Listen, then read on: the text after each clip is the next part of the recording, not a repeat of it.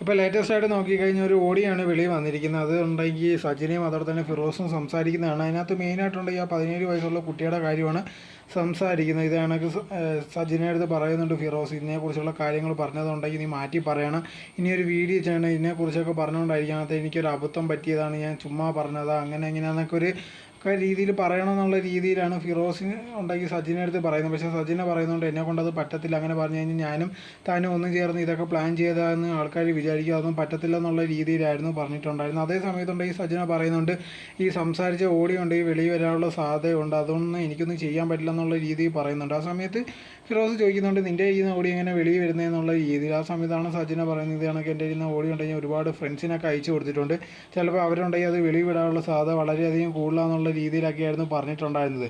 എന്തായിരുന്നാലും ഉണ്ടെങ്കിൽ സജിനെ അടുത്ത് ഫിറോസ് പറയുന്നുണ്ട് ഇതുണ്ടെങ്കിൽ വെളിയിൽ വന്നു കഴിഞ്ഞാൽ എനിക്കുണ്ടെങ്കിൽ ഭയങ്കര നാണക്കേടാവും, അതുണ്ടെങ്കിൽ അങ്ങനത്തെ ഒരു അവസ്ഥ വന്ന് തീർച്ചയായിട്ടും ഉണ്ടെങ്കിൽ ഞാൻ ആത്മഹത്യ ചെയ്യും എന്നുള്ള രീതിയിലൊക്കെ പറയുന്ന ഒരു ക്ലിപ്പാണ് ഇപ്പോൾ വെളിയിൽ വന്നിരിക്കുന്നത്. എന്തായിരുന്നാലും ശരി, ഇത് നമ്മൾ ദിവസം ചെല്ലുന്നവരുണ്ടെങ്കിൽ രണ്ടുപേരുടെ സൈഡിൽ നിന്ന് ഓരോരോ രീതിയിലുള്ള ക്ലിപ്പും കാര്യങ്ങളും വന്നുകൊണ്ടേ ഇരിക്കുകയാണ്. എന്തായിരുന്നാലും രണ്ടുപേർക്കും പണി കിട്ടി കൊണ്ടായിരിക്കുന്നതും.